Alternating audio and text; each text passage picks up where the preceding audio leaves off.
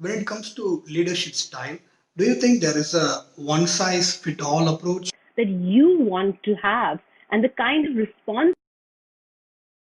Our education system has produced infinite number of learners, but a very few leaders. New education policy seems to address some of this more holistic development that they're focused on, but quite frankly, years have.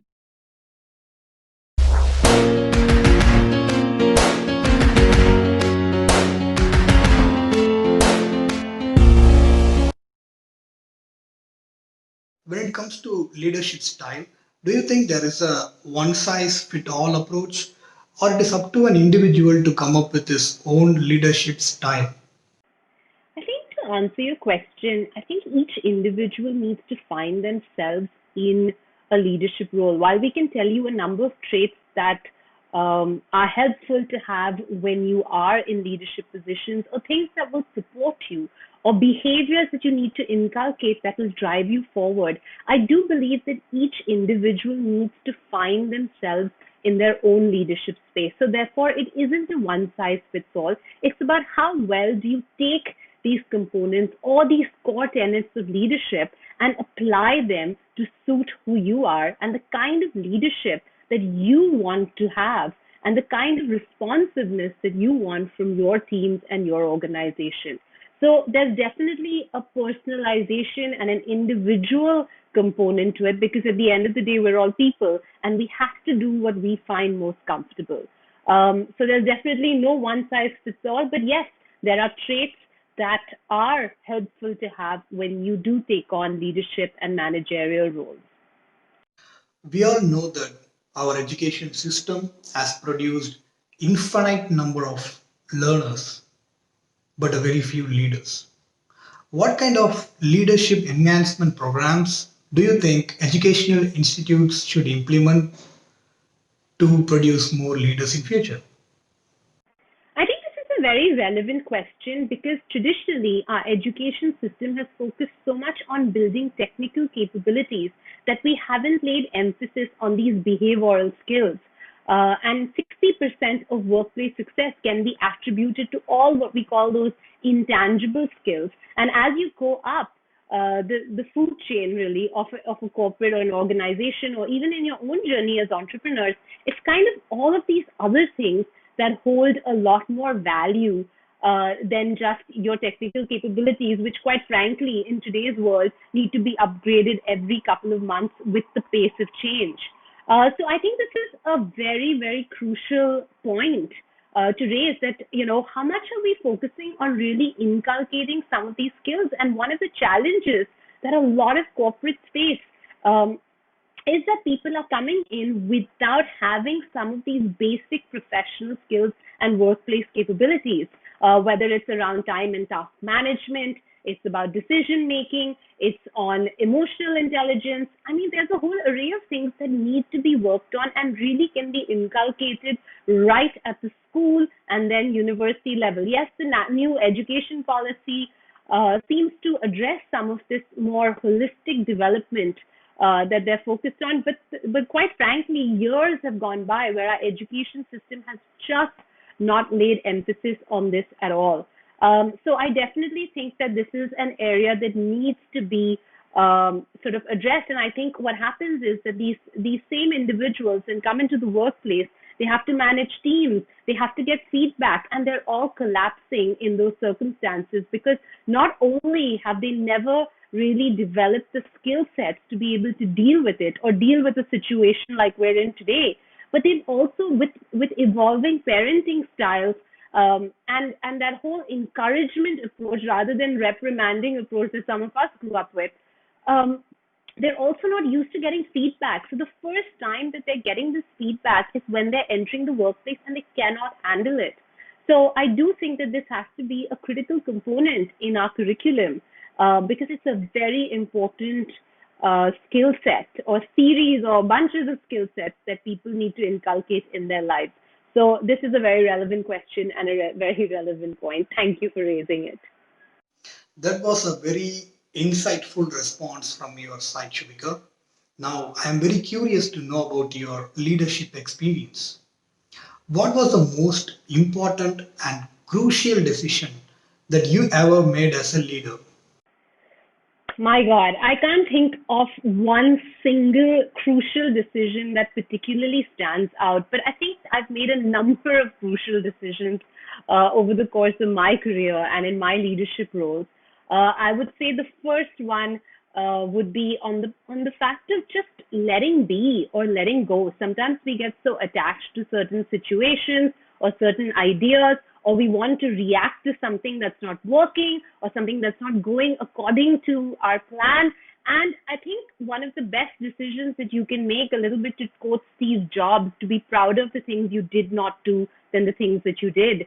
So sometimes all you need to do and the decision that you need to take is to let be or to let go of something and see how it plays out. So I would say that's one area that has been important. And I think if there are any crucial decisions that come to the fore for me, it's definitely been in that space. The second area of crucial decisions is really in the capacity of being able to step out from where you are. I think we again going just going along from the previous point. Sometimes we get very caught up in the situation that we're in that we can't get perspective, or sometimes we feel a little bit stuck. So I think being able to step out from that zone and being able to look inwards. And I remember I did that exercise in one of my roles where we had to relook at how we acquired customers, how we approach customers, and who are the customers that we wanted to hold on to. And we relooked at that whole component of can I fire my customer? And who are the productive versus unproductive customers? So I think a lot of that required just being able to take another perspective, being able to step out, and that's really where coaching, comes in, or any kind of programs come in because they just give you a different way to look at the same thing that you've been doing. And the third side where you make a lot of crucial decisions is on people. And in my career, I've made a number of good and bad decisions in that capacity. I think some of the most crucial decisions is about the people you keep in your core versus the people you let go of. And again, I think those are extremely critical and difficult decisions because there's a lot of emotion usually attached to it as well. So I would say that one of the most crucial decisions I once made in one of my leadership roles was letting go of someone who was an unproductive influence on the team, and it was difficult because it was a personal come a professional choice. So I think these are the three areas where I believe I've had to make a lot of critical and crucial decisions in my leadership journey so far, and I'm sure there's a lot more to come. I know you believe in multi generational leadership. So I came up with this question for you. If you need to select only one person for a leadership role, whom will you select and why? So there are two options. Will you select a young one with innovative and good plans, or the experienced person who implements tried and tested methodology? I think this depends entirely on what the situation requires and the capabilities that it needs. I've personally never been one who's put generational cohort over in individual capabilities. And I think I've worked with leaders who have been sort of 30, 40 years of experience. I've worked with leaders who've had been millennial leaders or young leaders. And I can tell you that one of the most important traits that I've seen in people is just how self-aware and how comfortable are they in themselves. And I think for me, that kind of trumps most other things because the starting point is how aware are you of yourself, how comfortable are you in yourself, and how well do you manage yourself. Because if you can master these three things, um, you can master everything else. Because it's the famous saying, right? If you can't manage yourself, you can't manage anything. And I think having those leadership capabilities, especially in a time like today, how high is your EQ? How high is your SQ? What's your relationship building capabilities? How much self belief do you have? How well do you make decisions? How inclusive is your leadership style? I mean, there's a whole array of leadership skill sets that are more important Then looking at whether somebody is a young dynamic leader or an older, more structured leader. I think it's about having all of these other components that really define, what's important in a position or a place. And again, it totally depends on the situation. Because there may be a certain situation in your organization where you do need somebody who's a little bit more structured, a little bit more organized, who has certain capabilities, versus there may be another situation where you need somebody who's dynamic. So I don't have a personal preference. I think for me, it's very much based on the context, but most importantly, it's based on capabilities and how well the individual has conquered their own personal challenges and how focused are they on themselves and their own development. I think for me, that holds a lot more value than just a resume of capabilities. Shubika, you have been a good employee at some point in your career and now a successful entrepreneur as well. As a person who knows the best of both the worlds, what kind of advice will you give to someone who wants to quit their job in corporate and wants to move towards entrepreneurship? So yes, I have been an executive and I have been an entrepreneur. And I think there's no dearth of advice when it comes to highlighting the challenges of entrepreneurship, especially for people looking to embark on that journey. So I'll just share a couple of things that come up for me that I wish someone had told me when I started or when I was about to take this plunge. And maybe that will be helpful to some of your viewers here today. So I realized the first thing was that I needed very strong sales and communication skills because I realized we had to constantly pitch. You, as an entrepreneur, you have to pitch to everyone. You're pitching to not just your clients, you're pitching to the person you're paying in terms of vendor services, you're pitching to your employees, you're pitching to your family, you're pitching to your friends, you're constantly pitching. So if you haven't inculcated those sales and communication capabilities, this is going to be a tough ride. This was something I never anticipated. I thought I'd just say, okay, this is our concept, this is what we're looking to do, this is how we can add value. But the truth is, I found myself even pitching to the guy who was cleaning our offices. And that is true of any entrepreneurial venture. You're going to be pitching a lot because people are going to be questioning you and cross-examining you all the time, even people you would not expect that from. So that was number one. The second thing that I realized in entrepreneurship is that I constantly fail.